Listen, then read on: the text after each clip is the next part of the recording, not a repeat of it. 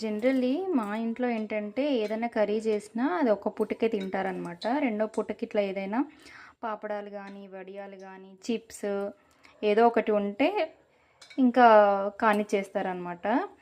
So రెగ్యులర్గా కాకుండా ఇవాళ ఏంటంటే నేను ఇట్లా పోహా వడ చేస్తున్నాను.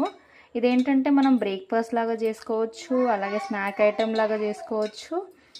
ఇంకో ఇట్లా డిన్నర్లో అలా అంచుకు పెట్టుకోవడానికైనా చాలా బాగుంటుంది.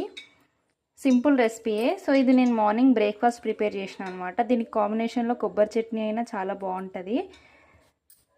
ఇంక ఇప్పుడు మిగిలింది కొంచెం, సో అందుకోసం అని చెప్పేసి ఇట్లా పప్పుకి కాంబినేషన్ లాగా చేస్తున్నా. దీంట్లో సింపుల్ ఇంగ్రీడియంట్స్ పోహా, ఉప్మా రవ్వ, జీరా, కరివేపాకు, కొంచెం చిల్లీ, అట్లాగే నువ్వులే చాలా టేస్ట్ యాడ్ చేస్తాయి. ఓకే, నచ్చితే ట్రై చేయండి. Thank you.